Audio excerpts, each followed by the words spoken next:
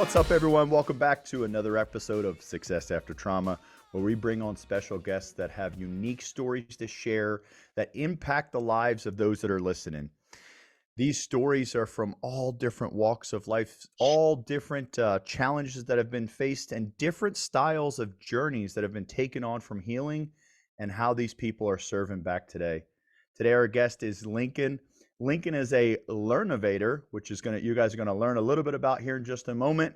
He was born in Trinidad and Tobago, which I'm going to ask him here in a moment to elaborate on that. I've already had the privilege of him sharing with me because I was confused by that. And if you're anything like me, you might be as well, but you won't be after he explains it.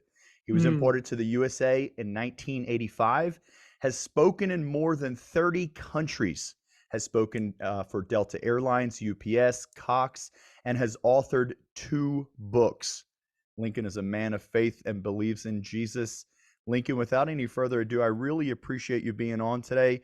Would you tell us a little bit about yourself, and would you mind recapping what you shared with me for those that are going to be confused like I was? Trinidad and Tobago.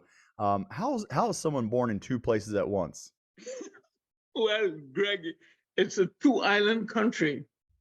You know, like in the Bahamas is made up of several islands. So Trinidad and Tobago, the local people say Tobago, is made up of two islands. The bigger island is Trinidad. And when we say big, you know, when you're in an oyster shell, your world is the oyster. You know what I mean? So right. The world is a shell, the oyster shell. So the island is 75 miles north-south, Trinidad, and 50 miles east-west, east to west. So that's it's a big tiny one? That's the bigger one. Oh my gosh, okay. The little one, the Tobago, is on the northeastern coast, and that's like about 20 miles across and 8 to 10 miles wide. If you go on a world map to find it, you go to South America, to Venezuela. Everybody knows Venezuela. And the islands are right there on the northeastern coast of Venezuela. In fact, Greg, when I was a kid, you know, we'd go to the beach on a clear day on the southern coast. Yeah. I lived in the south. We could see the mainland. Wow.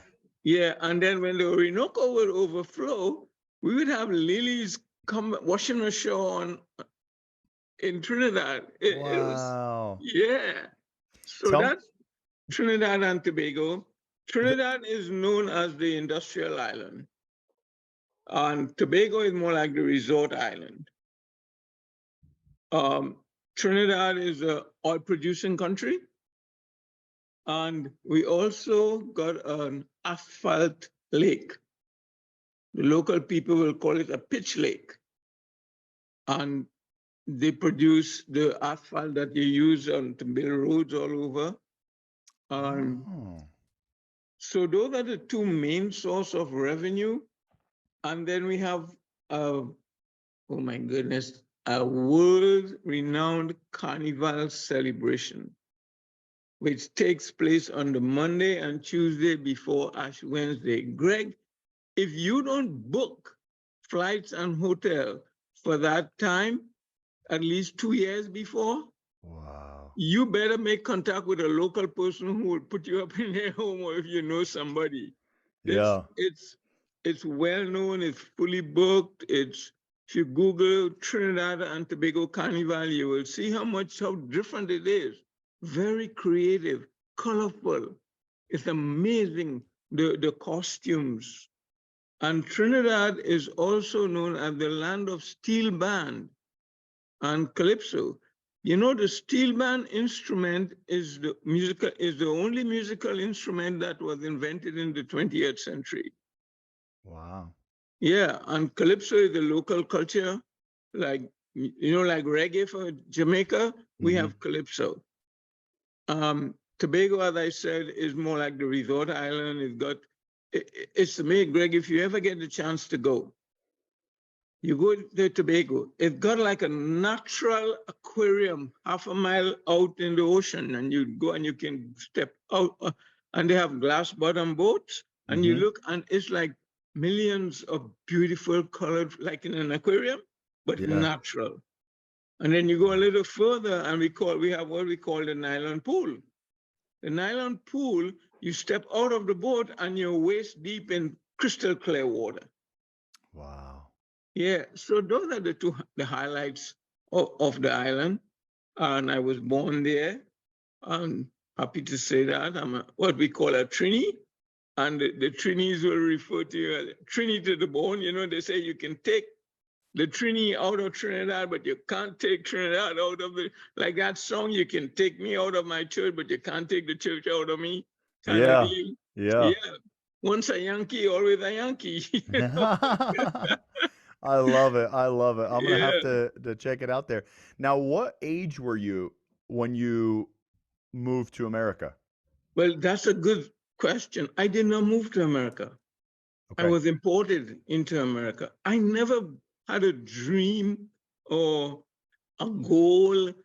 I was doing so well economically. I was very popular in the island. I was involved in the community. I was in the insurance business, making more money than I ever needed to make.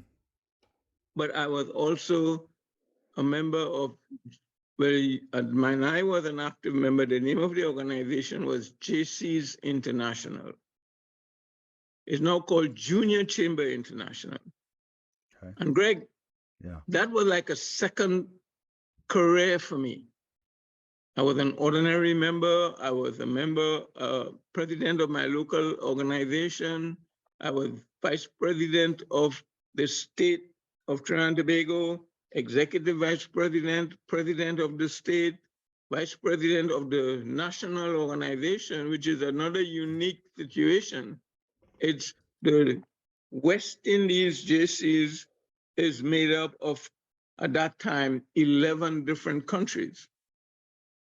Very international, from Jamaica in the north all the way to Trinidad in the south. Islands like Antigua, Barbados, Grenada, St. Vincent, the Grenadines, those were the English-speaking islands. And I was vice president, executive vice president, and then president in 1982.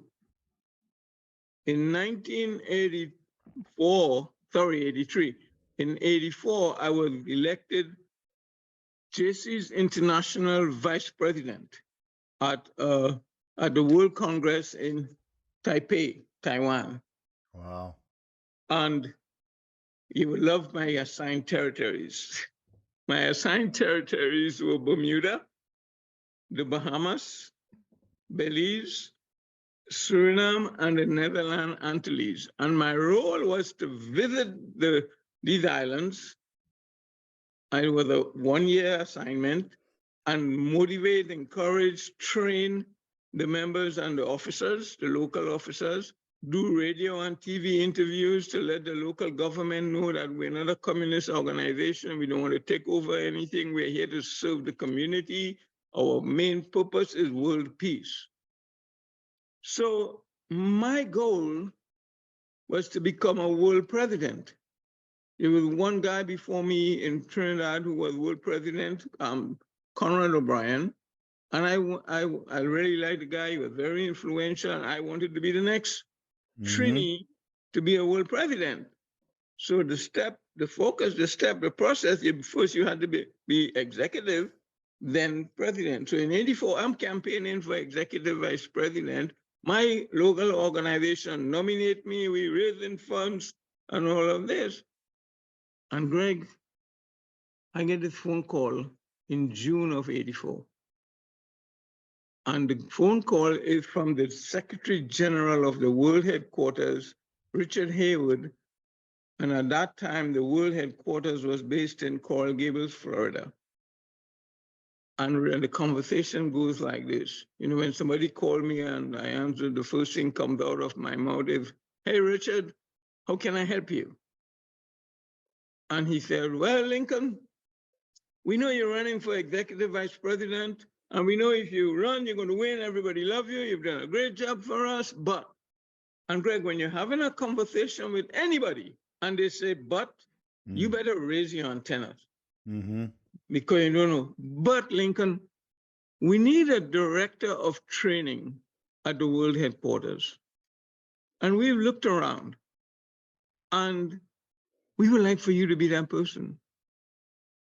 Greg, I did not even know they were looking. That was the last thing on my mind. And talking about, talking about trauma and recovering from trauma. As the Lord will have it, as circumstances will have it. I got divorced a couple months before that. And I'm not a fighter. I walked away from everything. I was making enough money, rebuilding my life. I had the support of my brothers and sisters, friends from forever, long-term friends. So, but I had to give up everything, my house, my, property, everything. And I said to Richard, can I think about this and call you back? He said, sure, take a day or two, or how long as you want. And Greg, I prayed about it. I'm a praying man. I prayed about it. And I got the sense that the Lord said, Lincoln, take a break. You need to take a break. Go. Cut a long story short, March 7, 1985, I landed in Miami International Airport with 2 suitcases in my hand. And the rest is history. And that was the Lord's way of equipping me to recover from the loss and from the trauma. And his grace, man, his grace. I didn't ask for it, but he gives us what we need the most and what we don't even have there. You don't even know what to ask for. Grace. And that was amazing. And everything I touched, every assignment they gave me turned into gold. Every assignment, they sent me, 35 countries all over the world to train and motivate and encourage the officers. I developed the training program for 3 World Congress. The first one was in Cartagena, Colombia. The second one was in Nagoya, Japan. And the third one was in Montreal, Canada. And I also helped with 5 area conferences all over the world. And I'm coming from a little tiny island, 1.2 million people. This organization is 500,000 members, 80 countries. And think about that. Think about how that's not normal. Yeah. That's not normal. No. And that's why I came here to this country in 1985. It was a 3-year contract. I met my current wife. We got remarried in 86. And after she's Jamaican. And so at the end of the contract, had this discussion, where we want to go now? Should we go to Jamaica or should we go to Trinidad? Well, her sister, oldest, was a citizen of United States. And she said, I think I like to stay here. And the boys were like, 3 and 4. They didn't want to go. They didn't even know about those places. So we stayed. And the first 10 years were in Miami. And again, then I got promoted. I took sales is one of my background. Took up a job in sales, did very well, got promoted, relocated to Houston, Texas, spent 3.5 years there. Then a competitor stole me away from them, time in again. I was having a hard time dealing with the vice president I was reporting to. It's hard to work for somebody who you don't trust. Yeah. And respect. Yeah. So when that call came, it was easy to say yes. And that's how they brought me to Atlanta. We came here in 1998. And I've been here since. So sometimes, trauma, Shakespeare said, sweet are the uses of adversity. Sweet are the uses of adversity. Is that it? That's it. Love it. I'm going to write it down. Yeah, sweet are the uses of adversity. James chapter 1, verse 2 and 3 talk about testing of your faith. And our faith is like a muscle. The more it gets tested, the stronger it becomes. And I can tell you, I've been through a lot. When I come out of it, I'm always a stronger person. When I'm in it, I'm drawn closer to the Holy Spirit, who is our strength. And all good things come from him. So when we're going through trauma, who do we focus? Do we focus on the experience, or do we focus on who can help us? Who can help us? The Lord Jesus Christ. He is the one, and he wants to help us. We don't have to, he doesn't charge us anything. It's all freely given. We don't have to make an appointment. All we have to do is go down on our knees and say, Father, help me. Help me. Like when Peter stepped out of the boat and he walked on water for 2 or 3 steps and he looked away, then he started sinking and he cried out, help me. And the Lord reached out, and help me is, people, help me. But you got to know who you're asking to help, for help. Unconditional help. He doesn't help us expecting something in return. He does not help us expecting anything in return. We are his children. We are his children. He even calls us friend. You think the Lord died on the cross for you and me, that he will leave us alone now? He gave it all to him, all to us, you know. And when I'm learning, and it's a process, you know, getting closer and closer. I'm learning to trust him more and more and let things go, leave it in his hands and wait. Wait.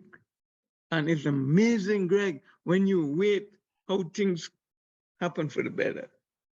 Yeah. Like my first book, again, how he engineers, you know, this one of my favorite Bible verses is Proverbs 3, 5, and 6. In his heart, a man makes his plans, but the Lord guides his footsteps. I had my plan, it was my plan. He guided my footsteps and bring me into this country and expose me to the whole wide world and a whole. If I had stayed in Trinidad, I don't know what would have happened, but my world would have been that oyster shell. But he took me out of that and exposed a whole unimaginable opportunities for me to serve my fellow man. For me to serve my fellow man. So the first book I wrote, I'm actually redoing it, updating it. It's called, when I first thought about it, Greg, I thought the title was Verse of the Day. And then I said, wait a minute, that's so passive, of the day. And I changed the title to Verse for the Day. And the subtitle is Feed Your Soul. Feed your soul. Write that down. Verse for the day, feed your soul. Is that right? Yeah, and Greg, so, and let me tell you how this started. I have, you know, I don't know if some people have a daily calendar with a Bible verse on their desk. So I had this on my desk, and this one of my co-workers came into my office and said, I like that. I said, well, if you like, I can share it with you every day. She said, sure. So I started typing the verse in the morning and sending it to her. She told another one, and another one, and another one. And then the Lord said, you don't need something that's already done. I'm going to inspire you to do something original. So what's in that book? This is how I do. Today I continue doing it electronically. I know I have an email list as organic. So what I do, last thing I do this the last thing before I go to bed. But the intention is when people wake up in the morning and they open the computer, start with the verse for the day. And so I take the Bible, put it in my hand, and I say, Lord, show me the verse you would have me send to your people tomorrow. I open the Bible, and the verse that comes to my eye, Greg, you wouldn't believe sometimes. I said, really, Lord? And I'm typing the verse and I'm thinking, what am I going to say about this? And guess what? Guess what, buddy? As I'm typing it, he feeds me. And it's always so, what a blessing when people say to you, I needed to hear this today. And it has evolved into a prayer. We pray for people who we don't even know, and to hear the respond, the answered prayers. You know, and this thing has grown. I mean, I got a guy from India, I got some people from Australia, Canada, you know, United States, in the Caribbean, all over, and it's all organic. So what I did was I took 366 of those verses and compiled it into a book. But the book is a little different. It's got a journal aspect of it. And I really believe if we journal more, life will become so much more meaningful. So I give them 3 guidelines. God blessed me today when he. On every page, you're going to get that. God bless. And I tell people, don't write down you woke up this morning, because the rest of the world woke up too and they don't know him. Look for that special blessing. And for me today, my special blessing, it could be meeting Greg Fish. Yeah. And doing this podcast. Yeah. Well, I scored an 88 on the golf course this morning, but oh, that's a good one. That was your blessing. yeah, because 90% luck. The second, so God blessed me today when then God used me today when and again, I'm telling people, it doesn't have to be a big deal. It can be just you say hi to a stranger. You say good morning to a stranger. You put a smile on somebody's face. You know, you pick up, somebody dropped a garbage on the sidewalk. You pick it up and put it in the garbage can. Little thing, you hold the door for the person coming right behind you. You're driving down the highway and somebody wants to come and you let them in. Little things like that. Be his hands and his feet. And then the third thing is, I need to ask God to forgive me today for. And see, this to me creates awareness. When we are aware, we get of our blessings, we get affirmation that God is real. When we are aware of the opportunities to serve him, we grasp the opportunities and we make another person feel good about themselves. And when we are aware of the mistakes we make, we limit the probability that we're going to do it again. It's about awareness. So that's the verse for the day. And as I told you, I'm updating it. Kind of adding, you know. Well, lingering real quick, what would you say to someone if they just don't make any mistakes? Oh, really? I'm messing. I say, really? I say, hey, hello, Jesus. Yeah, right. Did you come back? You were supposed to come in all your glory and trumpets, and I didn't hear it. Yeah. So I'm so sorry, could I ask, when did you release or publish the first book? Oh, that was way back in like 2008, 2009. I can't remember. Cool. Way back then. Yeah. The second book, I know when the seed was planted in my head. It was September of 1995. I had just been promoted, relocated to Houston, Texas. I'm rebuilding a sales team. Greg, just to give you an idea, I had 23 sales people on the team and half of them wanted the job, wanted the district sales manager job. They chose me. So I'm like, half of them left, quit. But if I'm rebuilding, I'm focusing on rebuilding. I had a coworker named Joe, and he was the type of guy who, you know, some people, they never seem to be happy, just never smiling. This one Monday morning in September, I can't remember the exact day, but I knew it was September because it was football season. Joe comes into my office and he's got a big smile on his face. I said, wow, Joe, what happened over the weekend? He said, Lincoln, it was my birthday and we had a birthday party. And I said, you didn't invite me? He said, well, it was just a family gathering. And then he put his hand in his shirt pocket and took out 2 tickets. I said, what are those, Joe? He said, I got 2 tickets for the football game on Sunday. Hmm. Who are you going to take, Joe? Well, I'm going to take my son, Philip. I said, all right, good deal. Father-son bonding, what a good time. Good job, Joe. We go to lunch, he's telling me about the game he's going to, and Tuesday, he reminded me, and I'm thinking, Joe, it's okay, you taking Philip, that's fine. Come Friday morning, Greg, he's not smiling. I said, what happened, Joe? He said, Lincoln, Philip doesn't want to go. I said, why? He said, well, he has a date with his girlfriend. I said, Joe, sorry, papi, but you cannot compete with a 16-year-old girl. You're going to lose. So who are you going to take to the game? He said, you want to go?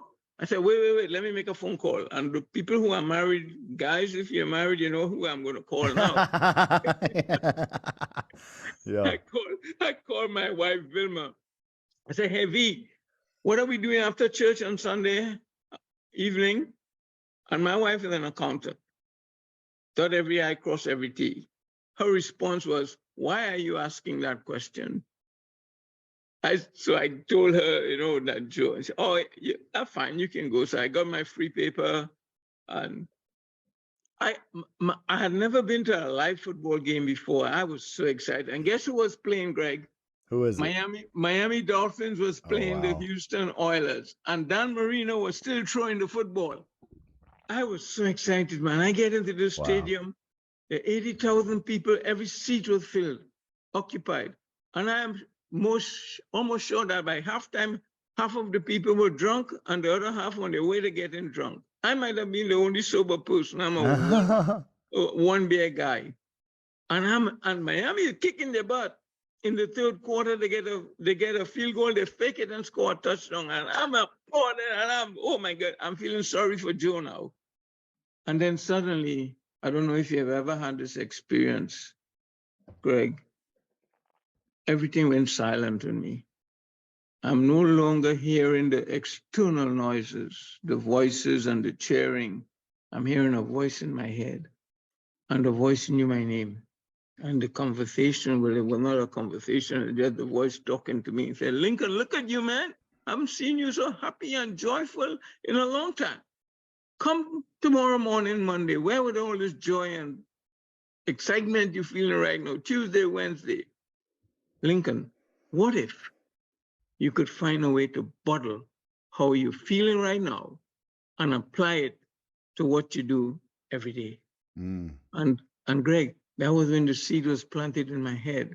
But I was focusing on rebuilding this team, and then got changed my job, came to Atlanta. I'm rebuilding the team again with a startup company. And that was back in 1998. It was not until 2001 I put pen to paper. And I wrote the workshop, With Passion, the With Passion workshop. And Greg, the pen just flowed. I've written a lot of stuff, developed a lot of workshops, speeches. You know, it took time and research, and this time the pen just flowed. Because everybody will agree that people who have a passion will excel at what they do. And I've never met a human being who said to me, Lincoln, I do not want to excel, but people settle for okay. You know, and with all due respect to the guys who wrote that book in the 80s, I'm okay, you okay? I'm here to tell people you're not okay. You're better than okay. God does not make okay. You're great, you're one of a kind. You're unique. Be great and do it with passion. Passion, I've heard a lot of speakers talk about passion. I've heard some people even use the word it, you know, because I've never heard somebody, I'm coaches, tell you, Adley, give me more heart, kind of deal. I've never heard anybody define what is passionate, and the Lord give it to me, man. And that's what one of my favorite things to do. Passion in a nutshell. P, take pride in what you do. This type of pride, I'm not talking about no stuck up in your eye, in the chip on your shoulder kind of pride. I got more money than you, my wife is better looking than yours. Not that type of pride. I'm talking about that personal pride. At the end of the day, you can look back and say, I did my best today. I gave it my all. That type of pride. The A is attitude. Everybody knows everything starts in your head. You got to think about it. So your attitude towards life determines life's attitude towards you. If you get up in the morning and you're thinking this is going to be a crappy day, you're not going to be disappointed. It will be a crappy day. You know?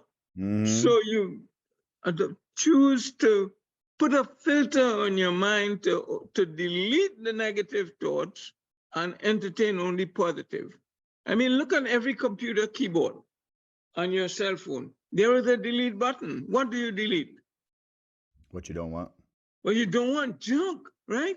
And they even have a trash can where it goes in. Similarly, when those negative thoughts come, those thoughts are telling you can't do this and you're not good enough, delete it. And the earlier you delete it, the better. And move on. Your attitude towards life determines life's attitude toward you. The next S is special.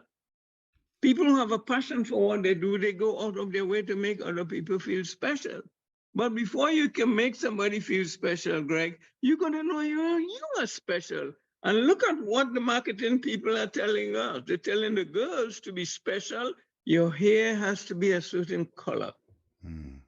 And you have to have a certain shape and a certain height and a certain weight. And we guys, we don't get off. They tell us we have to wear a certain cologne, drive a certain type of car, be 6'2", have us carry a six-pack, kind of deal. And it's not working. People are spending a ton of money and it's not working. There are only two reasons I tell people why they should know they're special. One, you were created in the image of the Almighty God. In his image, he didn't create lions and tigers in his image, and monkeys and apes and snakes and alligators. No, he created man in his image, the only creation in his image. And guess what? The last numbers for the world population came up 8 billion. And I'm sure there's another million they haven't counted yet. There is only one Greg in this whole wide world. There is only one Lincoln. And you people who are listening, look in the mirror, there's only one of you. And that makes you more unique than the biggest diamond in the whole wide world. Now you know you're special, go make somebody feel special. And again, it does not have to be a big deal. Not a stranger. Say hi, good morning. Hold the door for a stranger, Say thank you. Make them feel special. And in the business world, when you make people feel special, they will refer you to other people. They will come back and do more. You get repeat business with them, make them feel special. The next S in passion is service. And in one of the tenets of the JC's International Creed is, service to humanity is the best work of life. It's not work. So I tell people, stop working, start serving. Stop working, start serving. See everything that you do as a service to your fellow man. And in the business world, if you're not providing superior service, they're going to go find some better service somewhere else. The I is initiative. People who have a passion for what they do, Greg, they do not have to be told. Something needs to be done, they see it, they do it. It does not even have to be their job description. The worst thing somebody can say, and I'm sure people have heard this before, is that's not my job. It's not my job to pick up the garbage, but that's one of the things that really irritate me when I see people drop their garbage right there on the sidewalk and in the parking lot. Well, this is my community. I pick it up. and find a garbage can. Initiative. And then do it with integrity. Now, I've never met a human being who said to me, well, I do not have any integrity. Everybody claims to have integrity, but some of them need to go back and look at the true meaning of integrity. Well, there a guy named Alan Fine wrote a book, You Already Know How to Be Great, and he gave a nice short definition. I like simple definition of integrity. Say, do, co. SAYDOCO. Say, do, co. Say what you're going to do. Do what you said you were going to do and communicate when you can. Because we all have good intentions unless you're a criminal, and you might have good intentions, but something happened. But instead of letting the people just hang and wait, and he said he was going to call me, what happened? Send a text or something and say, look, I know I promised I'm going to call you, but I got caught up in this other emergency, so I'll get back to you. Say, do, co, integrity. And again, integrity is how you behave when no one's looking. Nobody is looking, especially the people who know you. The O is ownership. Greg, look at what's happening in our world. People are giving up ownership of the world to the politicians and to other people, and they're not taking ownership. And they're just blaming everybody else for what's going on instead of taking ownership. And like, this is my country. This is my community. This is my church. This is my duties, my responsibilities, my neighborhood. Take ownership. And the end, never give up. Greg, you know the divorce rate in this country is 40%. That's 4 out of every 10 marriages end up in divorce. Why? People give up too early, too quick. They don't give it a second chance or third chance. They give up too early. The very first obstacle that come in the way, well, this is enough for me, I'm walking away. Instead of finding, I like to tell people, be like a river. It starts up and it's flowing. It never really stops flowing. And it might run into a rock. What does it do? It find a way to go over it, under it, around it, Be like a river. Keep going. Keep going. And that's passion. And the book is available in Amazon.com and Barnes & Noble. And if anybody would like a signed copy, they can email me and we'll make that happen for them. What is the title of the book is the title of the book Passion? With Passion. With Passion. WITH, With Passion. Beautiful. And you can look up by author, by Lincoln Kokaram. Beautiful. And for those real quick, for those listening, you can check us out and get some visuals on YouTube, the channel Success After Trauma. But for those of you just listening to the audio, Lincoln is LINCOLN and last name. Now, could you say it again before I mispronounce it real quick? Lincoln, would you do that for me? Say Coca-Cola. Coca-Cola. Kokaram. Kokaram. You got it? Kokaram. Kokaram. And the spelling of the last name, Kokaram. So that's the author. And again, the name of that book was With Passion. Lincoln, thank you for helping me enunciate that. And back in, please. That's the learnovator in me, Yeah. Tell me about Learnovator. How did you come up with that, and what is that? Well, my degree is in education. My very first job was school teacher. I taught Martin Middle School, and too many people in education are doing more information dumping. I had an awakening once. If learning is not taking place, no training is taking place. You're wasting people's time. So when people are motivated to learn and you engage them in the learning process, you have a higher probability that attitudes will change and skills will be developed and behavior will change for the better. So I'm a learnovator. I want to encourage first, whenever I do a workshop, I give people a good reason why we should be doing this. For their benefit. For their benefit. Motivate them to learn. Open your mind. You know, one of my favorite slides at the beginning is your mind is like a parachute. It's not much good unless it's open.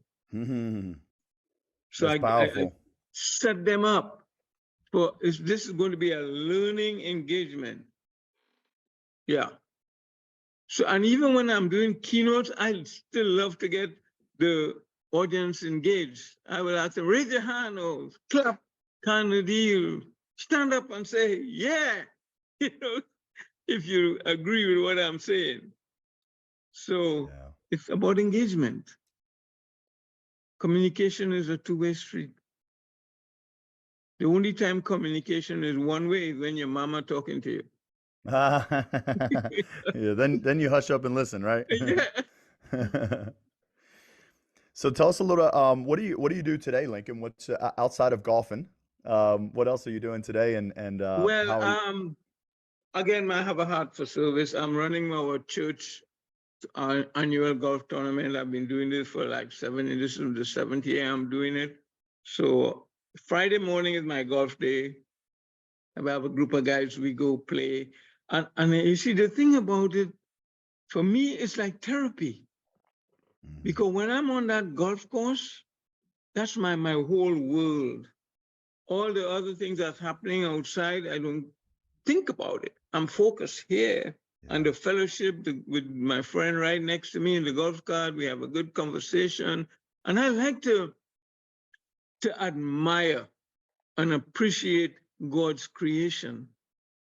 Like I will look up in the sky and look at the different shades of blue or the different form of the clouds, you know?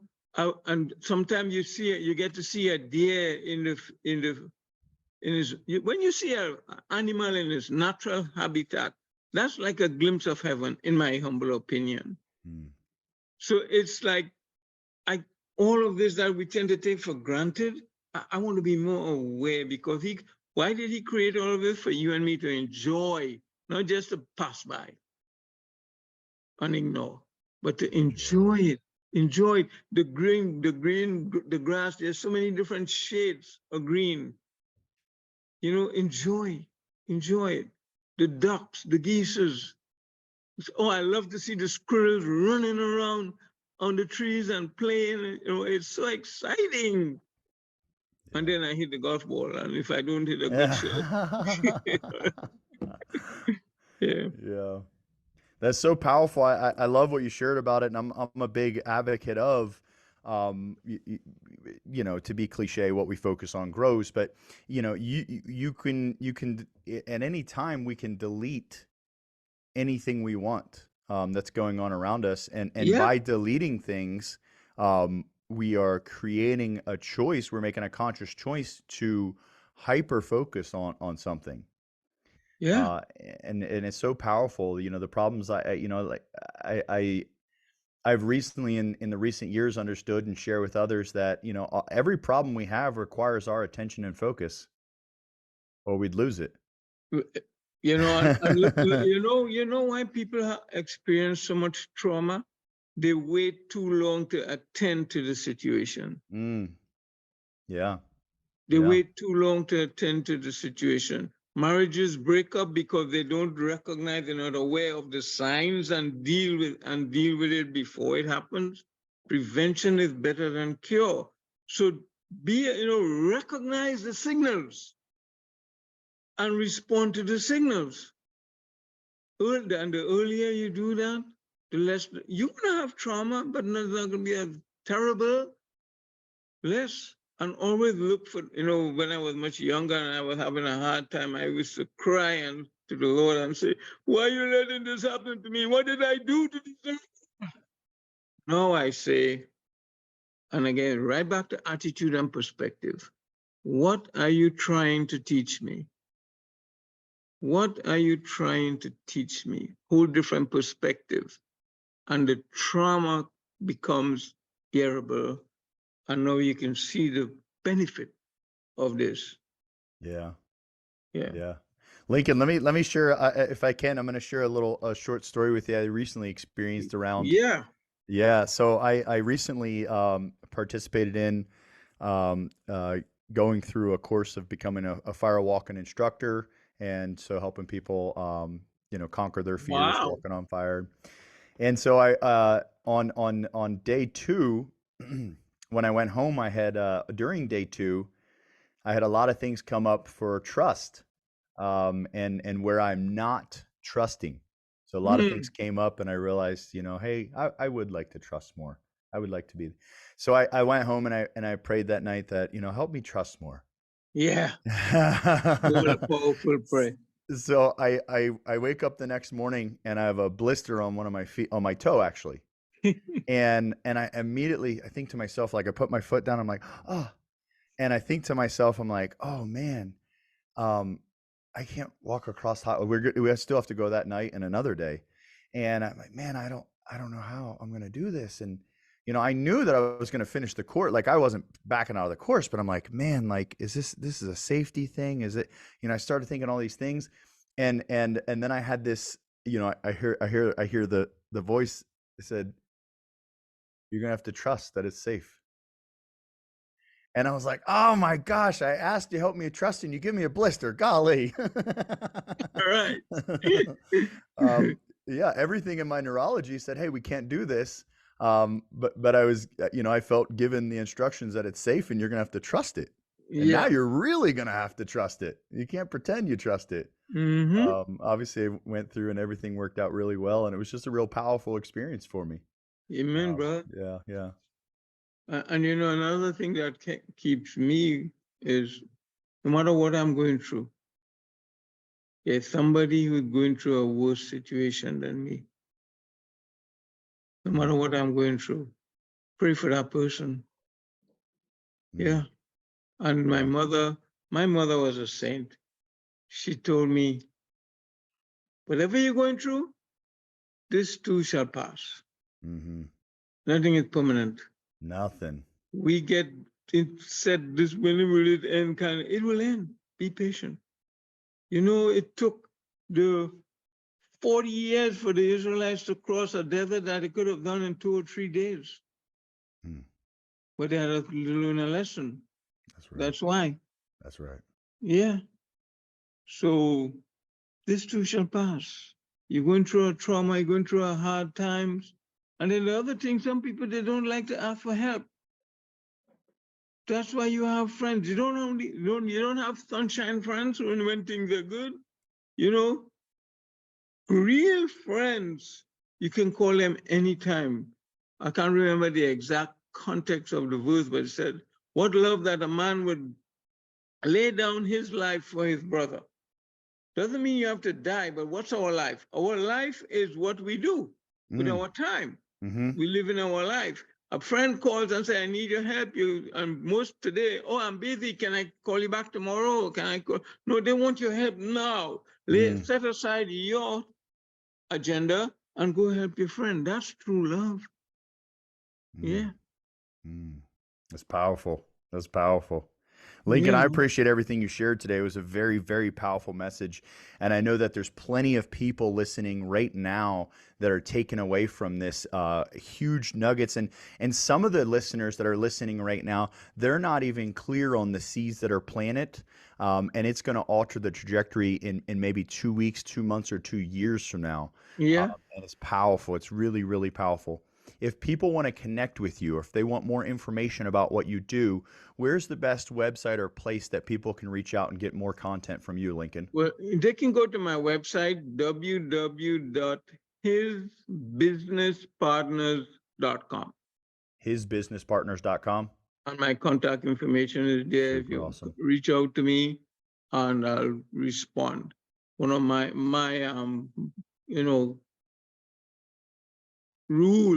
life rule is somebody reach out to you, you respond within 24 hours. And if somebody call me on my phone and they don't leave a message, well, then I interpret that as you don't want me to call you back. If you leave a message, I'll call you back. And Greg, there's one final thought I'd like to leave with you and the audience. Please. You, all of you who are listening, you are the star in the movie of your life. Make every day an Oscar-winning performance.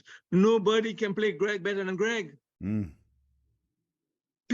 the star that you were created to be. Let your light shine up bright. Don't hide it. Shine. Be the star. Thank you. That is incredible. Thank you so much, Lincoln. And everyone listening, if you're catching us on the audio, you can catch the video on YouTube, the channel Success After Trauma. And if you're watching us on YouTube, you can download and listen to us on your drive. We're on all major podcast streaming platforms. We look forward to catching you next week so you can get more information from more of our guests. Be great. It's already in you.